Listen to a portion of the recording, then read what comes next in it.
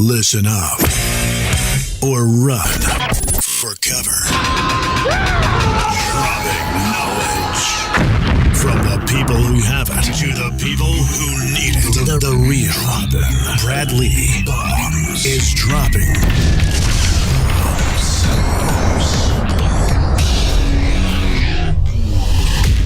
What it is, Brad Lee back again with another episode of Dropping Bombs. Today in the studio, I've got a badass from a company called 6th Division, Brad Martineau. What's cracking? Oh, just hanging. Every time you introduce yourself, it throws me off because my first full name is actually Bradley. Yeah. And every time we've been sitting here chatting and everyone's like, oh yeah, and then Brad. I'm like, that's not me. I don't normally hang out with people that have the same name, so it's trying to get used to it, but love it. Well, I was almost named Brock, but then I would have been Broccoli. Have you said thanks to your parents on multiple occasions? Yeah, because I'm Bradley Lee. There you go, yes. In school, they used to say, Bradley Lee, and I'd say, it's just Brad. It's just Brad, fool. If you're going to use my whole first name, you got to use my middle name. Then it's Bradley Mitchell Lee, and that's the only way you can use my whole name. Otherwise, just call me Brad. I love it. As long as you don't call me late for dinner. So for those of you that aren't, subscribed and rating my podcast, I want you to take a minute, go out, give it a rating, share it out with your buddies, because I'm not charging for this shit. I could, and I should. I had people say to me, dude, man, I learn a lot from listening to Dropping Bombs. It's funny, it's cool, man, but I'm learning shit. And I'm like, really? I'm like, I'll be damned. But that's what Dropping Bombs is all about, Brad. What we do here is we just shoot the shit about normal things, and then hopefully something comes up where it's like, hey, what do you do about this? What do you do about that? And something we say or talk about is helping someone that's listening solve a problem or challenge they have. And if you say anything with that I think is worth listening to. So hopefully this happens multiple times is what we're saying. Exactly. Well, you're trying to get one of these. That's a bomb. That means it's dropped. That tells listeners, listen, pay attention. What he just said was intelligent and useful. So if you get those, man, that's just because. Now, we can be laughing, shooting the shit, having a good time, and you never get one. It's either because, A, I forgot, or B, we were just shooting the shit like nothing of real value came in there. Now, the value that I think you'll bring to my audience, because I have a lot of entrepreneurs, people out there hustling. I got, people that are intrapreneurs, as they say. I call them employeepreneurs. Yep. But at the end of the day, it doesn't even have to be about business, man. You can talk about relationships. You can talk about frickin' you had a divorce and here's how you keep from getting one. But any challenges or situations that you know of, let's bring it up. Like earlier we were talking about the challenge you see a lot are companies that they're generating these leads and then they're leaking out the back door because they don't have some sort of system. And for listeners, Brad is the king of a company called 6th Division, which he basically was number 6th employee at Infusionsoft, saw that company grow and saw very quickly that, hey, this is a badass tool, but if no one knows how to use it, it doesn't work as well. So he, parted ways with Infusionsoft and started 6th Division, which basically became this monster, brilliant automation intelligence company. Really, How do you describe yourself? Yeah, so we started with Infusionsoft. That was the world we came out of, and have since grown to just automation as a concept, because Infusionsoft was the only tool then that people could use to do a better job of following up with the leads that they're getting, so they stop just losing leads. We've started to create a mantra internally, a program that we want to really press into the world, which is no leads left behind, no prospects left behind. Because what it does is you create a crappy experience for your leads and your prospects, which means that you're not creating the impact that you could be in the world, and you're actually making your own life harder. And so we've since gone beyond just Infusionsoft and work really with, there's a lot of platforms that exist out there now. And what we're really about is I want to really elevate the conversation that exists around automation right now, because what most people are doing is they're going out and they're buying a tool that's going to help them automate their business, and they're looking for easy, but they're looking for easy as a shortcut. Like if I just go get this thing, it's going to somehow be like this hack that I can hack my way to success. And as well as anybody else, as well as anybody that's ever had any amount of success, there's only one shortcut, and it's called do it right the first time. Yep. And every time that you have a sign out here that I love that says, if you don't have time to do it right, then when will you have time to clean it up or whatever the actual do it sign. over. Yeah, do it over, which I love. So I want to elevate the conversation on automation because most people think automation is like you put it in place for the sake of having automation in place. And the reality is that it's actually all about creating experience. And I believe that the experience that you deliver both for your leads, prospects, and clients, and also for your team internally is the single greatest leverage point that you have in your business to be able to grow and scale. And by the way, you can talk during a bomb. Oh, okay, I don't know. I wanted to like respect the bomb sound. So I believe that automation, the purpose of automation is to enhance and empower a greater experience both for your leads, prospects, and customers, and for your team. And if you just do automation for the sake of automation, it's soul sucking, which is where a lot of people find themselves. They've got a tool that they bought and they hate it. And they've got this other email tool that they got and they hate it. They have a landing page tool and they went and they bought somebody's funnel because it sounded really sexy at an event. Or they claim it doesn't work. Or they claim it doesn't work. And it's like, well, it's because you went and you bought it and you thought that all you needed was just this shortcut. Like, oh, I just put this funnel in place and then I'm good. And people are living in this funnel existence and none of it's connected. None of it is cohesive. None of it copy sucks. The copy sucks. None of it's about elevating the experience. And so they're missing out on, there's actually 4 core forces of automation that can transform a business, and people miss out on it. What are they? Okay, so walk through them. So the first one is the first one I call journey. And journey, it's about journey over funnel. So people go to events, and what they get sold is they get sold a funnel. I'm going to do a book funnel launch, or I'm going to do a lead magnet, or a video series, or this product launch, or I'm going to do an online course. And none of it is actually strung together. None of it's organized. I was just speaking at an event last week, and we were talking about this idea of journeys are greater than funnels. Because a journey is where you actually organize and create consistency throughout your funnel. So each funnel is driving to the next one intentionally. There's a lady in the audience who's like, oh yeah, I don't even know why I did this, but I just realized I have a lead magnet that goes nowhere. Like I'm spending money to get people to opt in for my lead magnet and it doesn't go anywhere. Like I'm not sending them to anything. I'm like, well, what do you want them to do next? And she said, well, I want them to get on a phone call or come into my practice so we can talk about them becoming a client. I'm like, well, let's connect your lead magnet funnel to somebody's going to come in and I'm going to try and sell them funnel so that there's a cohesive experience. So the first one, and the first place we start with anybody is let's just step back and look at how do people move through your business and what's the journey, and let's identify where we have misalignment and where we have gaps. It'd be like putting a sprinkler system into your backyard, but not connecting the pipes. It's like, yeah, you're going to have stuff. That's where everything's like leads are going to be leaking out. Prospects leak out. Your clients leak out because you don't have a complete journey that's dialed in. So that's the first force of automation is making sure that each individual element is connected together. The second one, if you're using automation right, what it ought to do is it ought to maximize and multiply your capacity. And what I mean by that is there are a lot of really fancy ways to do that. Like I'm going to put a course online, which means, and we were talking about this, like I've got knowledge in my brain. I got to get knowledge out of my brain so I can get other people to go consume it because I have a limited number of people that can get access directly to me. That's one way to amplify capacity is I put a course online or I do a webinar, an automated webinar, all these really fancy, sexy things. The other side of automation, though, is you still have humans that have to run your business.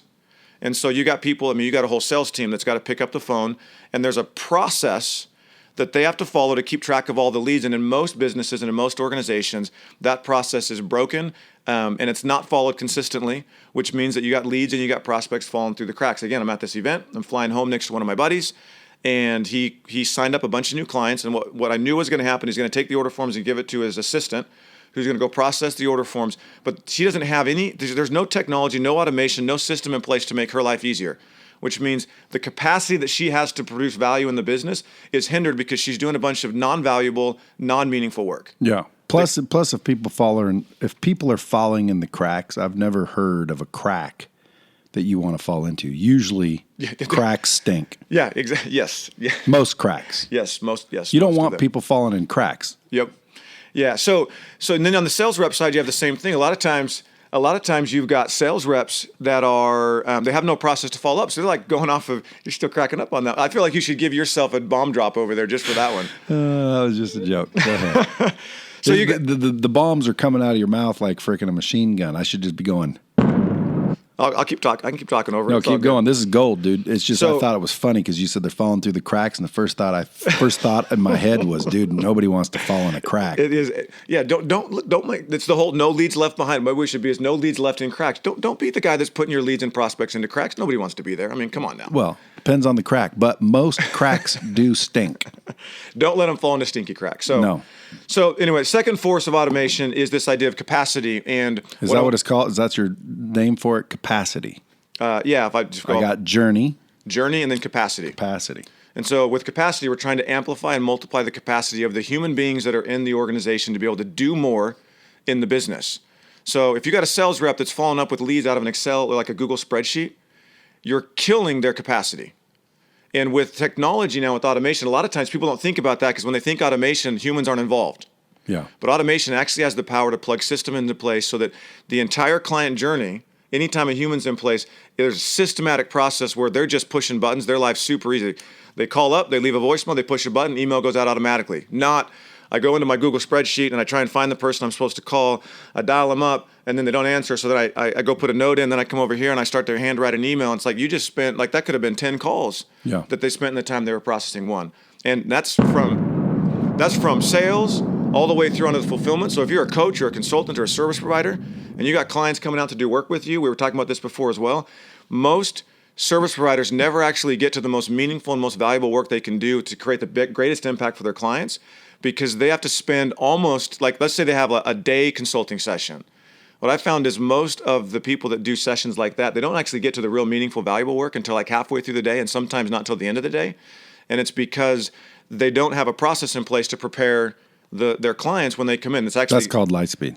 Yeah, it's called. I heard there's this cool tool called Lightspeed that can help with that. Oh, it could help big time. So, and you're dead right, because if I paid you $10,000 to show up for the day and you don't have a Lightspeed system or something similar, right? You show up, now you have to basically prepare me and get me up to speed. When you're wasting my $10,000 a day time, wouldn't it be cool and more effective for me and more valuable for me if I went online to something? You got all the prelims and the prep work out of the way. We're both talking the same language when you walked in, and we spent the whole day in meaningful stuff. So how would that benefit you? Well, as a provider, I'm going to tell more people about you because you're going to make a bigger impact. Yep. Yeah. So now you're getting into the third force of automation, which is experience. It's the actual experience you create, and then also the value you create. So if in that same situation, you spend 10 grand, you come hang out with me for the day, and I got to spend the first half of the day training you just on the basic language that I have, and then getting your mind into the realm of what we're going to talk about. So I know automation inside and out.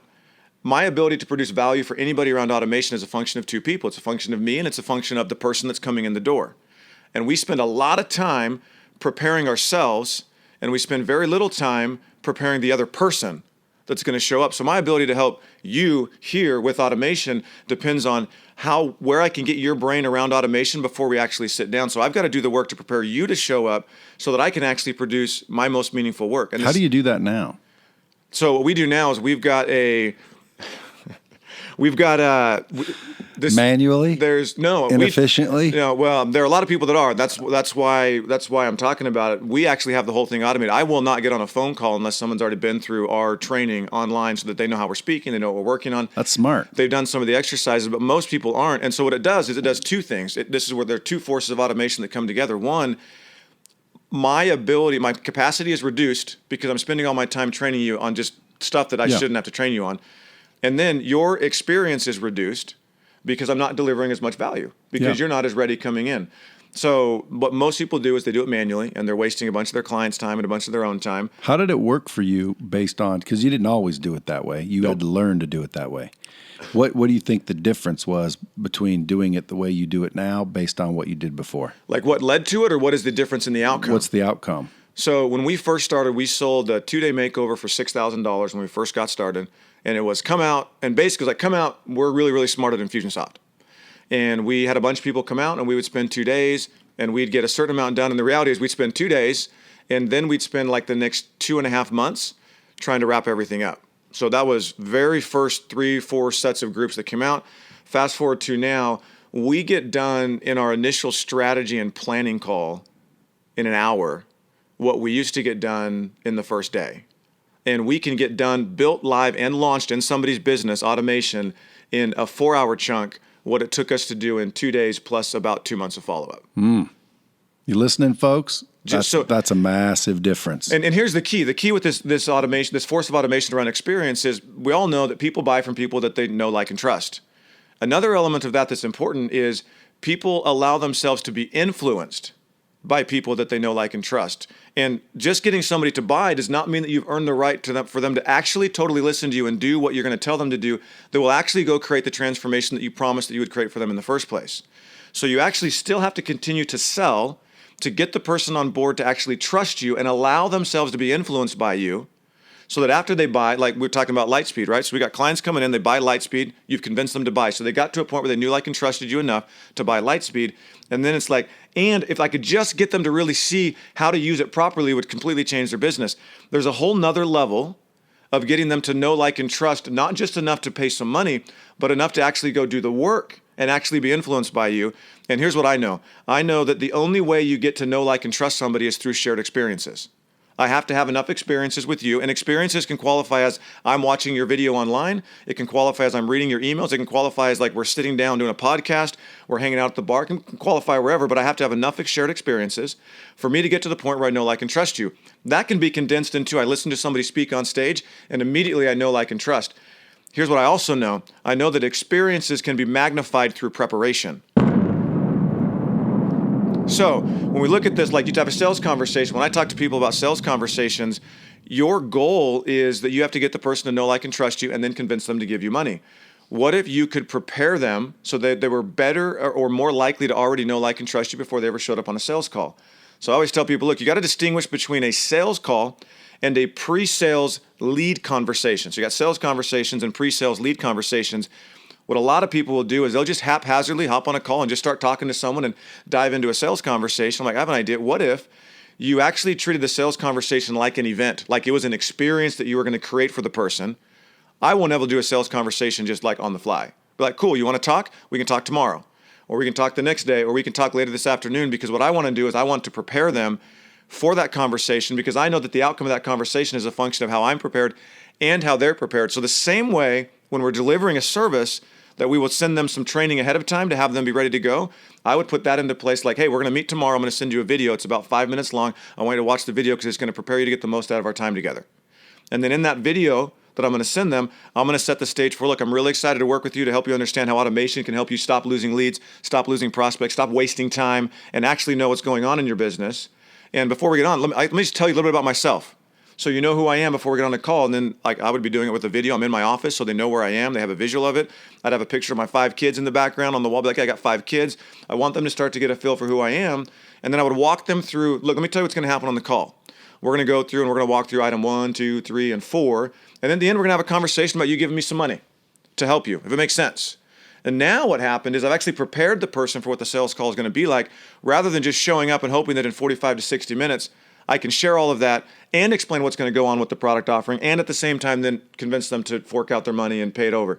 So this idea of preparation can magnify experience, and experience is one of the forces of automation if you're leveraging it the right way. Dude, it's music to my ears. Now, 6th Division does this for people, or you just teach people? So we do both. Some people are like, look, I got a guy, or my business is just getting started. I don't have the money to invest. Like, I just you show me what to do, I will go do it. Other people are like, that's cool, and I like what you're talking about. I'm not touching any of that stuff. So they'll come out and we'll actually set it up for them, and we'll walk them through the process of, let's get clear on how are we going to leverage automation to create an experience. And can you do it with other, I heard you say more than Infusionsoft. Yeah, more than just Infusionsoft, yeah. Nice. Yep. That's good. But it started out with just Infusionsoft. Yep. So what about Zoho?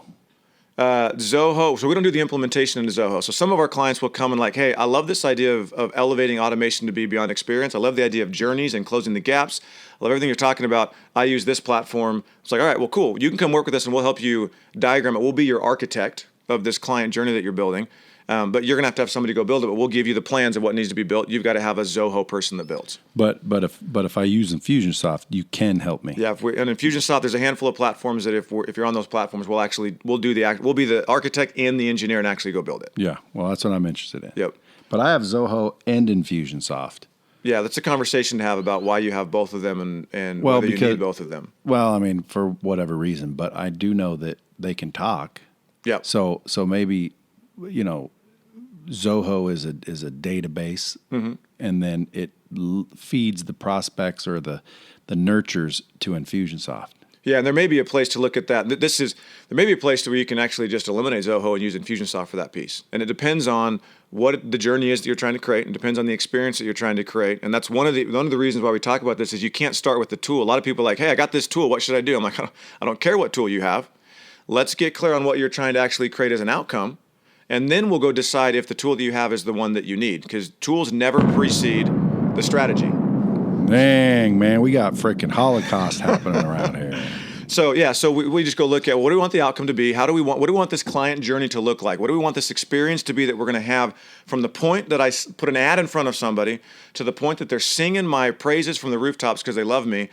Once we have that strategy defined, then and only then do we go look at what tool do I need? Do I need, what landing page You tools might need do I multiple use? tools. You might need multiple tools, but once we have that plan, now we know how to go string all the tools together. Sure. As opposed to just I got a bunch of tools and I duct taped them, but I don't actually know what's happening. Yeah, most people are falling that bucket. Yeah. Including ourselves. Yes. We signed up for Salesforce. Someone told me, all you need Salesforce. Yeah. Now, Salesforce didn't really have the ability Infusionsoft does from a marketing standpoint, even though you could technically make it do it. Then they had the Pardot you've heard of, which that's kind of the Infusionsoft thing for for larger organizations. Yeah, right. So then, of course, I got sold that, and it was about $500,000, and I'm like, "Are you freaking kidding me?" It was the dumbest shit ever. And then it took about a year for anybody to know how to actually do it, and then by the time we did it, we found out you didn't need all the shit you bought. So what you just said is massive. Like, figure out what you need and what you want and figure out the customer journey and then determine what you need to deliver that. Yeah, what tool you're going to get. It doesn't make any sense to spend a dime on a tool until you know exactly what the experience is that you want to go deliver. Yeah. You've got to have that defined first, because then you can go be like, hey, can you actually do this? Well, I would imagine with your experience that you could help companies figure out that journey. That's exactly what we do. Yeah. So we do automation audits all the time, which is, hey, let's go look at your business, whether you're using automation or not. Let's go look at your business and do an audit and say, hey, well, based on the 4 forces of automation, let's look at where you're losing leads. Where are you losing prospects? Where are you delivering a subpar experience? What about generating them? You ever do that? So we have partners that work on the generating side. But we don't do the actual lead generation from the concept of like a Facebook ad or like Google ads. We do hey, you've got leads coming in.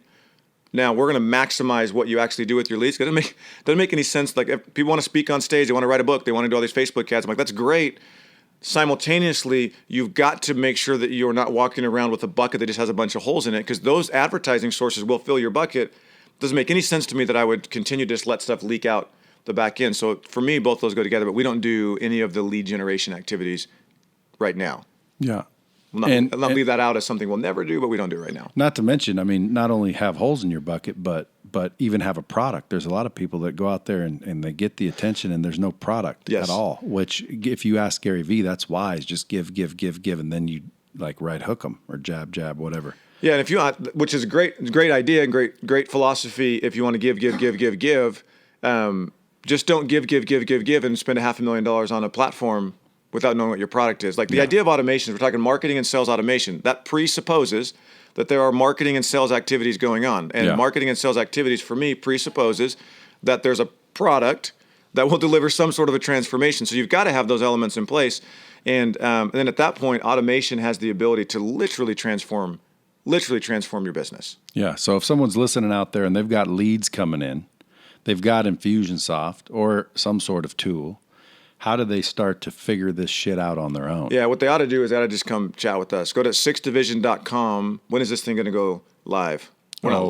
Who knows? I'm about a year in advance. Got it. Okay, I'm gonna make a page. sixdivision.com/bombs is where you want to go. No, I'm joking. This will probably be live within a week or two. Okay, well I can get that up in a week or two. I just got to make a mental note. We need to get that up. sixdivision.com/bombs, and what we'll do is we'll hop on a call with you for free and walk through and say, hey, I'm just going to show you what automation could do in your business. Where are you leaking revenue? Where are you leaking time? Where are you delivering a subpar experience? We're going to show you exactly where that is so that you can identify, well, look, if I just plug those holes, here's what my business would do. We'll walk through that for free. And at the end, if it makes sense to work with us, we'll have a conversation about what that looks like. Powerful. Appreciate that. So now, Bomb Squad appreciates that. Free is good. Yes. So now I don't want to leave anybody cliffhanging though. We've only gone through 3 of the 4 forces. So somebody's been like taking notes and writing down 1, 2, 3, and they're like, dude, you got to get to number 4. But before you get to 4, let me ask you this. What is the most, everybody has their story of, man, I did this for these people and this is what happened. What's your biggest, these guys were doing $1 million. I plugged some holes and showed them what to do. Now they're doing 10 million, or what's your biggest story of success? Yeah. So we've got, so a couple I'll rattle off. We've got a client that sells spas up in Utah. And I'm trying to remember the exact numbers, but he did sell spas. So it's like a physical location, and he was doing okay in his marketing. And we came in, and what I want to say is it was a Black Friday promotion was the first thing that we helped him run. He's been working with us for a couple of years now, and we just have story after story after story of this, to the point where his team's like, will you stop what you're doing? Because we can't keep up the fulfillment. They probably need Lightspeed to train people, don't they? Yeah. And he's like, no, I'm not going to stop. So he did the Black Friday promotion. I think the most he'd ever done was maybe a couple $100,000 in his Black Friday promotion. And the system that we put into place, and all we did was we went and focused on, okay, well, where are their gaps? Where are we delivering a subpar journey? How can we maximize capacity? Put a program in place that he launched, and he did over $1 million. It went from like $300,000 or something to like $1 to $1.2 million in that one promotion around Black Friday. Yeah, and see, that's what I wanted to get out of you, because a lot of people will think, yeah, but dude, you don't have $8,000 or whatever the hell the fee is. Right. That's why you don't have $8,000. Yeah, it's because the money. It's because the money's walking out. Exactly. So, if you guys are listening to this, he said he'll do that for free. But even free, hopefully, will lead to you doing business with Brad. And I want to prepare you to think, well, damn, because I know you ain't cheap, dude, because you're like the best in the business. Mm-hmm. So you can't be cheap. So, maybe you are. And in my opinion, you are, because no matter what it costs, when it produces results like that, well, then you didn't cost anything. Right. You made him $1 million. So as you guys go to 6th Division and kind of do that audit, think about how much money we're leaving on the table every single time we don't do this. And I'm a victim of it. Yep. Again, dude, I want to do an audit here. And you're going to walk in here and you're going to go, dude, how in the hell did you get so big doing the shit you're doing? It's ridiculous, dude. I mean, I have people that called me before and say, hey, I'm ready to do biz. I'm like, yeah. He goes, man, you must be busy. I say, why? He goes, dude, you didn't follow up, not even one call, one email, nothing. He said, you're exactly the opposite of Grant Cardone when it comes to follow-up. And I'm like, well, dude, that's a weakness. I need to do a better job. Well, and it's like we talked about. I think the phrase that you use is I don't remember how you say it, but the idea that for me, one of the potentially the most dangerous things is that you have a little bit of success or a lot of success. Yeah, don't be fooled by success. There you go. Don't be fooled by success, because then it's like, oh, well, nothing's broken. No, and I love the way you say it. No, you're failing just really well. Exactly. And so having that approach and being able to constantly look at, okay, well, where are the holes that I can go plug? Just because you're successful in creating revenue doesn't mean that you're not literally just writing checks out the back door. Well, not only that, but let's say a company's out there doing, $1 million a month, and they're just killing it. Yep. And they're pumped. They're the best in the business. Yep. But they could be doing 10 if they actually filled their gaps. Yeah, and it's not... Or kept their customers out of cracks. Yes, and it's not the point. It's not like, oh, and then there's a bunch of extra work I have to go do every single month to get to the 10. No, you just plug the gap. All we're doing is we're hijacking what you're already doing. Hence the word automation. Yes, to make it better. So, yeah. A couple other examples that I really like as well that go beyond just the monetary aspect, although the monetary aspect is included. It's raving fans. Yeah, we've got a dentist out in Arizona, and he had a family dentist office, and he did some cosmetic procedures. And he came out, and what we did is we helped them upgrade the experience when people were coming into their office. And then we also helped him upgrade how he was selling, where instead of people having to come in, the awkward, I'm going to come in and sit in the dentist chair to look at an elective procedure, he created this whole program. It's called Virtual Smile Consult, where he would do a consult for you on your teeth virtually. So you just take a picture, you send it in. We built the whole program where they can send the picture in. He looks at it in about 2 minutes, has a little pre-built PowerPoint template, does a review, shows them what their teeth could look like, and the whole time he's just kind of introducing himself. He's creating an experience. I get to talk to a dentist, but not have to sit in front of the dentist. Dude, that's badass. And so here's what happened. He was working 4 days a week, back to back to back to back to back, and he really liked cosmetic dentistry, not so much the family stuff, but he was doing a lot of the family stuff. When we put this thing in place, it allowed him to shift. He no longer is working 4 days a week. He's working 3 days a week. All he's doing is cosmetic dentistry. So high-end cosmetic dentistry. Got people flying in from all over the world. They doubled their close rate when people came and sat in the chair because people would literally come in and be like, it was like I already knew my dentist before I sat down in the chair. So he doubled his close rate. I think he's added like $100,000 a month in production over what he was doing before. And that's cool. That's great. That's the same thing as, hey, we made the guy an extra $1 million. Here's the really cool part, though. The really cool part is he's got 5 kids. And before, he was working back to back to back, never had time, never stopped to create time to take off with his family. And since we put that in place, he's gone on trips with his wife. He's gone on trips with his entire family. He's gone on trips with just his boys. And what I found is most entrepreneurs have a drive to create a real massive impact in the world, and they feel like they're stuck somewhere in something. They can't get to that massive impact. Since then, not only has he set all that up, he's also started an entire new business that is already profitable in the first 6 months, teaching other dentists how to do exactly what he does. It's called Virtual Smile Consult. And so he's now teaching other people. He's got another company that's running. How does he do that? In addition, how does he teach? He teaches. I think he's got some online training stuff. Probably could be in Lightspeed or something. Interesting. Yeah, interesting. Well, for if sure. he doesn't use us, I can show him how to do it better, more effectively, and get even more time. Yep. Because believe it or not, I have a dentist on. He does this thing called biomimetic dentistry. They've developed this. I always say it's bionic teeth. They developed this material that's whiter, better than porcelain. I mean, it's the best material ever. Once they put it on your teeth, dude, you literally have bionic teeth. Now, he teaches that to doctors. They pay $3,000 to $5,000 to come in and spend 3 days in his lab and learn this stuff. Well, we virtualized it, so now he's got doctors all over the planet doing it on their time, but he didn't think it could happen because in person we have to ask questions and it depends on things, so we showed him the virtual interactivity. Yep. Dude, the guy's freaking excited. And what's funny is was his main concern was time. He, races trucks out in Bajas and he's got family. Dude, time with your family is massively rewarding. Yes. Yes and yes. So, dude, you're all around frickin' lifesaver then. Yeah. Well, I just changed my title to King, Lifesaver. I like that. I picked up some new titles since I've been here. But I mean, again, you gave that dude time back with his family. So not only did you affect him, you affected the kids. You generated more revenue, gave him more time, automated his life. That's a lifesaver. Yeah, and got him to work with the people he wanted to work with, which were the cosmetic cases, because his whole belief is that confidence can be restored and created. We just do it through smiles. And so rather than just doing basic routine. That's slick. Yeah, basically just doing routine family dentistry cleaning stuff. No, I'm going to go make a difference in people's lives where they look in the mirror and they're not stoked about what they see. What about copywriters?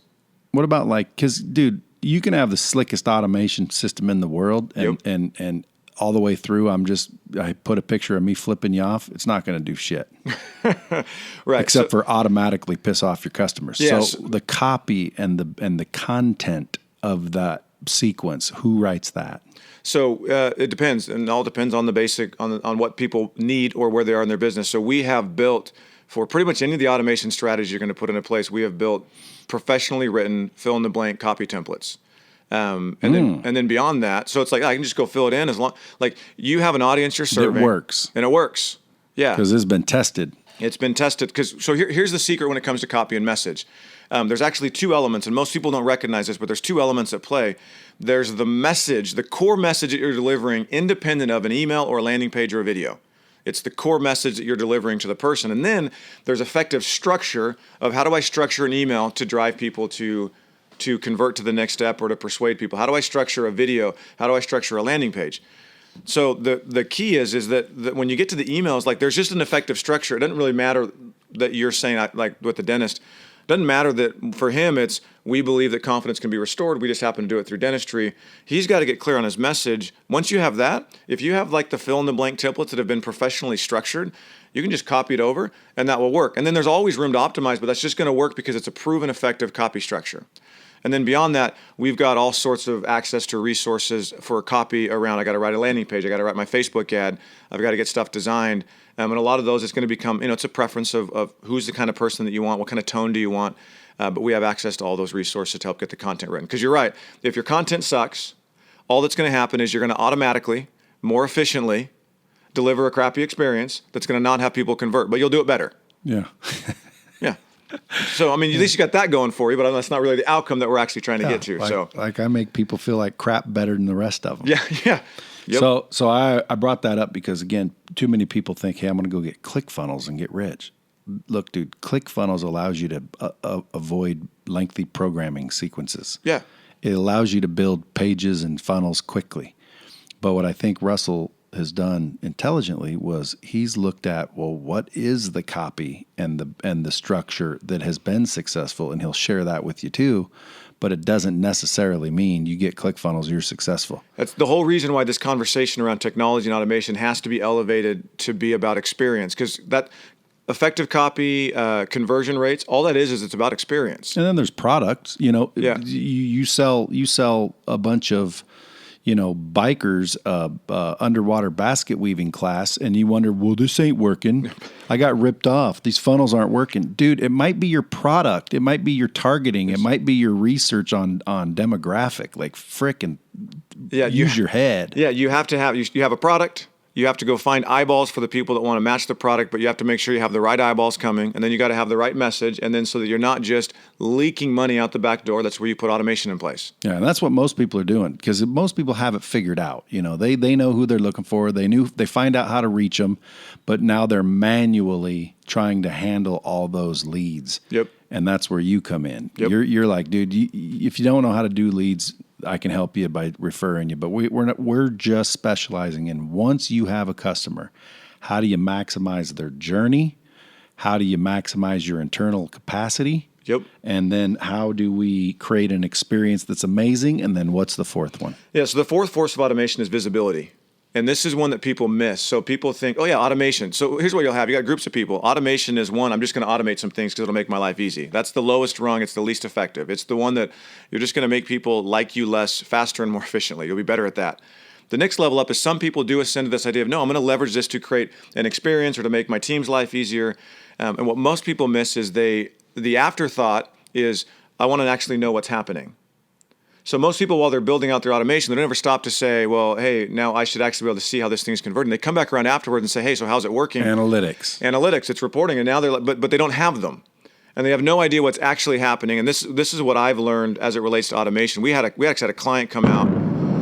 We had a client come out, and we spent an entire 2-day service, and we did not touch anything around gaps, anything around capacity, anything around experience. All we did was we built an infrastructure for him to report on what was already going on. Because he's running people, it's called Positive Parenting Solutions. They help parents build stress-free, like raise their kids without fighting. They're phenomenal. And they have a webinar that sells people into their course. I might need that too. I got 2 little girls. They're starting to, one's 3, one's 5. Yep. They're starting to get a little bit competitive. Yeah. Yes, it happens. I've been through that. I've got 14, 12, 11, and hold on, I'm off. You threw 16. In the middle, you got me thrown off. My kids are not allowed to listen to this. This is horrible. My wife's not allowed to listen to this ever.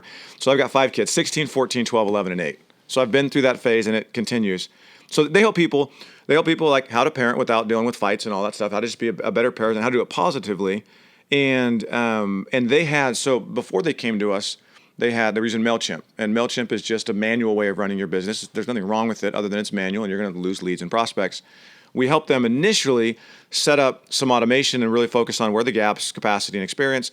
Then they were done, and then we came back around and did a whole service just around automation or around visibility and reporting, because they had this list of like 500,000 people in MailChimp, and they were convinced that that was the primary source of all of their revenue, was this MailChimp list, and it was costing them $4,000 a month to keep this list on MailChimp. So they came back, and what we did is say, well, let's put reporting in place so we can actually tell where all of your leads are coming from, like what sources are actually producing leads, what sources are producing people on your webinar, what sources are producing revenue, so we can actually confirm with data whether or not that list is as valuable as you think it is. So we put all the reporting in place, and here's what we found. They ran a webinar, or might have been a series of webinars, but they put 50,000 people onto the webinar, and only 1,000 of them came from the MailChimp list. And 4,000 came from all these other paid sources that they were putting money into to get people onto the webinar. So what it allowed them to do is like, oh, well, okay, I thought that was really valuable, but it's not. So they just took that list, they put it onto a different platform where they could send it for a fraction of the 4,000. They basically saved themselves $4,000 a month that they could then go reinvest into the actual traffic sources that they knew were working to be able to go get more people into their funnel. Yeah. So you get into visibility, and the real key with visibility and reporting for me is there's only, here's what I found with entrepreneurs. Most entrepreneurs operate without any reporting, and they're super frustrated by it. They have very little reporting. They won't settle for anything less than knowing everything, and they have no capacity to actually make sense of all of the reports. So there's never an entrepreneur that's like, I just want a couple of reports. Like, no, I want to see everything that I can possibly see. They get it. They have no idea what to do with it, and so they stop looking at it, and then they go back to just running their business without any visibility. And the reality is in reporting, it's actually pretty simple. There's only two things that you're trying to look at and monitor and measure, because there's only two levers that you can pull to improve how you convert leads into clients and then how you convert them into happy clients and actually deliver value. And the first one is the sources that are coming in. So how are you filling the gas tank? I want to be able to track, just like we did with this positive parenting solutions. I want to know what's actually coming in the door and whether it's working or not. And then the other one is the content itself. So, and the content is not just emails and landing pages, although it includes those. It's also the videos. It's what your sales team is saying when they're on the phone. It's what you're delivering as far as your course content. What's your new client welcome call that you have somebody from your office call up. It's what they say on the phone. Could be your pricing. Could be your pricing. It's all of that. It's your offer. Like, all of that is the content. And so when we look at reporting, all we really need are the reports that tell me how effective are my sources at getting me leads, and then that getting me leads that convert into buyers. And second, how effective are each of these individual pieces of content throughout this entire journey at actually delivering the experience I want? Are people engaging with my video? Are people engaging with my emails? Are they clicking on my emails? Because if not, I got to go change something. So the last content. Yeah, I got to go change the content. Unless I'm looking at a report that says, hey, you spent $10,000 last month, and this lead source over here where you spent $2,500 produced 2 leads, and the other $7,500 produced all the leads. Like, well, I'm going to stop doing that source then.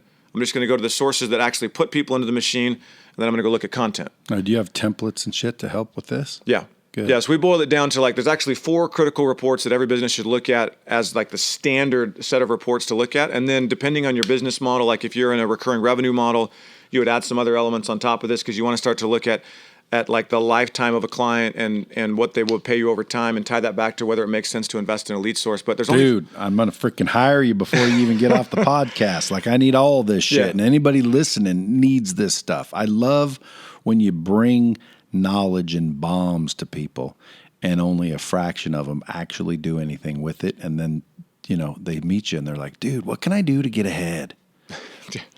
Yeah. What am I doing wrong? Yeah. How about not taking any action? Yeah. How about do the thing that you already know that you need to do? That would be a good place to start. I'm trying to think of things, make a t-shirt that's, solely mine. Everybody's got their own little sayings. I'm trying to think of one. I think wide awake. I'm liking. Yep. But I said yesterday, to people, I was talking to this guy, and I'm like, dude, look, all I want to do is outdo yesterday. Every day I just want to outdo the day before, outdo yesterday. I like it. What do you think of that one? I like it. I want one. I'm in. I'll get you one. All right. I want a hat too. Where'd you get 6th Division, by the way? Great question. So when we were deciding what we wanted our business to be and getting started, so I've always been fascinated by the Navy SEALs. I remember doing my book report in elementary schools on the Navy SEALs. I loved everything about them. And what's fascinating to me is that there's the Navy SEALs, and then there's sort of everybody else. And it's not like neck and neck as a race. No, if the Navy SEALs are running a race, they're 4 laps ahead of everybody else. It's just there's the Navy SEALs, and they are out of this world amazing. And then there's everybody else. And I've always been fascinated by excellence and by people that are just phenomenal at what they do. I'm a sucker for America's Got Talent. We watch it all the time with our kids. In fact, I was watching it last night with my kids, and I just love, there's something about people, when people are excellent, I love it. So I had this in my mind, and what I wanted to create at the time that I was creating 6th Division, there was nobody really that was helping people with automation and how to actually do it right. And I wanted to create an elite group of people that was like their 6th Division.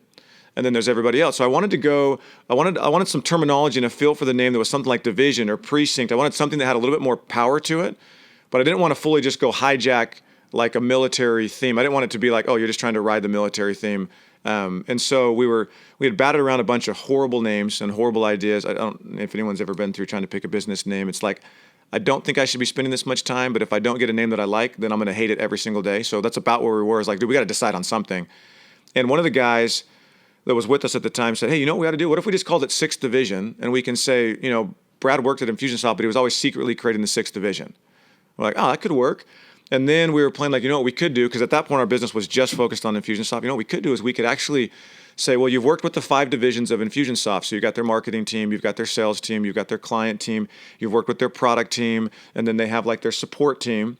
And now what you need to actually make the thing work is you need the 6th division. And we actually had an idea that we were going to shoot a video in Infusionsoft's office, where we actually walked down and there was like the office of the marketing team and all the way down. And then we'd walk into the 6th door, and we would shoot walking into the door from their office. And then on the other side, we'd flip and you'd be walking into our actual office. So a different facility.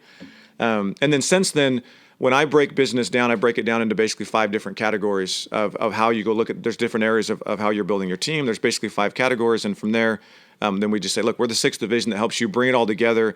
And really what we're toying around with now actually is that the division that every company needs that they don't have because they can't afford it is an experienced division. That is the 6th division. So you're going to have a marketing team. You're going to have a sales team. Even if it's just you still have a marketing team. It's just you. You have a sales team. It's just you. You've got to deliver. You've got product development. You've got your finance and admin. And to make the whole thing gel together, you've got to have an experienced team. The team that looks out for the experience you're creating for your clients, looks out for the experience you're creating for your team. And that's us. That's 6th division. We use automation to create out-of-this-world experiences. Dude, that's badass. If you look on one of my signs with our mission statement and what have you, Lightspeed is driven by user experience, because I believe the same shit. You log into a system and it's ugly, yep, or it's hard to find stuff, or whatever. The experience is bad. It makes a big difference. Experience is key. I'm going to bomb Dizzle that one. Love it. Now listen, I know you got a freaking flight, so I don't want to keep you here all day. Where can people follow you? So I'm on the Instagrams. I'm on the Facebooks. So it's Brad Martineau, BRA. I mean, you'll see it in the notes or whatever. But Brad Martineau on Instagram. I'm on Facebook. I have a Twitter account, which I don't post to. So if you want to follow nothing, go ahead and go to Twitter. And then I'm on LinkedIn. What's your fave? Instagram is the one where by far I'm most active. Yeah. Followed by Facebook, and then do you do the stories? My daughter's training me on when and how and where to use stories versus not. So I do some stories, but most still I just do posts and stuff. Yeah, stories are cool, man. I do most stories than posts, but I have someone make sure I have something to post all the time. Yeah. So I do post, but stories, dude, that's where the shit's at. You can't have someone post stories for you. Right.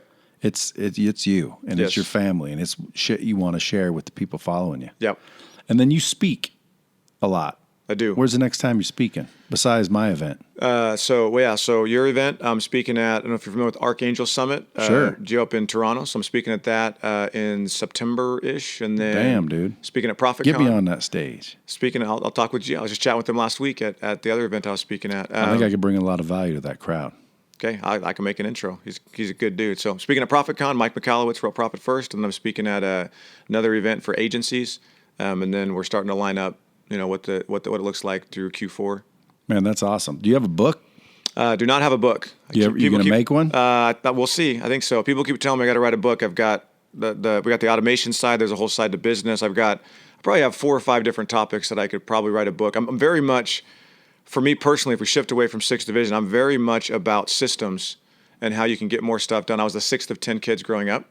And all that really means is that, anyone that's had kids, that the first kid, the pacifier falls on the ground, you throw it away, you burn it, you go buy a new set, you dishwasher it so it's totally sanitized, then give it to the kid. Second kid comes around, you just sanitize it. Third kid comes around, you rinse it off. Fourth kid comes around, you put it back in their mouth. Fifth kid comes around, you pick it up yourself. Well, I was the 6th kid, so that's what I got. And my parents weren't absent parents, but they weren't helicopter parents either. And so I just learned from an early age that I really, really, truly, truly believe that the only shortcut to doing anything is just understand how to do it right the first time. And there's a system behind everything. And if you just figure out the system, then you can get the same amount done in a fraction of the time, or you can get a multiple done, an exponential amount done in the same amount of time. And so for me, and the way I look at it is, all of us, like a lot of people yeah, cool, I got it, but it's not really that big of a deal. We all have the exact same amount of time on this earth, which means I have 24 hours a day to divide up between how I'm going to run my company, how I'm going to raise my kids, how I'm going to build my relationship with my wife.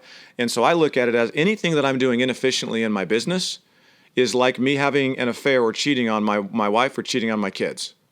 And so for me, it's like I'm about ultimate efficiency, making sure that I get that stuff done. So I got systems around that. I have a checklist that runs my house in the morning. It might actually come in useful for you in the next couple of years with your kids, like a checklist that my kids would follow every day in the morning. Like I just look at how can I systematize every part of my life, because I know that if I'm not systematizing it, I am knowingly and willingly choosing to do something inefficient and spend more time than I need to, rather than the things that I profess to be about, which are my wife, my faith, my family, my kids, my health. It's like, oh, I don't have enough time. No, you don't.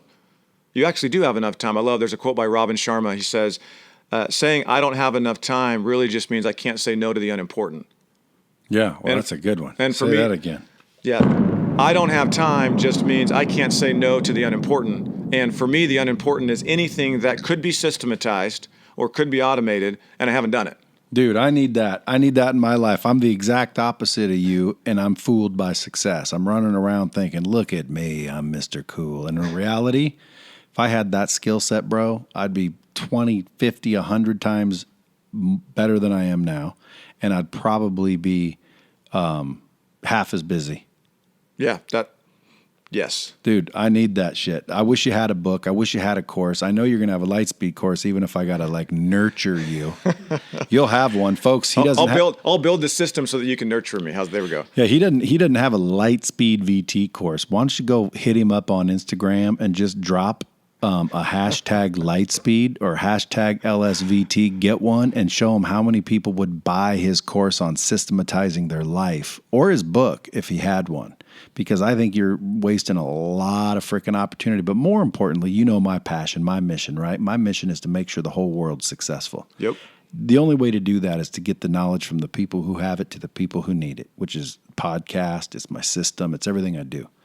I want to live to where, there is no want. Everybody's successful. That's a big vision. So if you had a book like that and you taught people how to systematize, you might not make them more money because they're good at that, but you might save a marriage, you might save a parent, you might have, dude, you could save some lives with just systematizing. Because let me tell you something, the difference between having systems and not having systems is like having $1 and having $1 billion. Like literally, it's big difference. Would you agree? I totally agree. Folks, go follow Brad Martineau. And dude, appreciate you stopping by. I know you're thanks busy. For having me. I want you to really consider the summit. I know it's last minute, but dude, I think I have a lot of customers you can help. And shit, man, if you ever need me, call me. All right, will do. Bomb Squad, go follow this cat. Get your life in order. Maximize what you're already doing. If you got leads coming in, he can show you how to nurture those babies and make sure the experience is good. Until next time, peace out.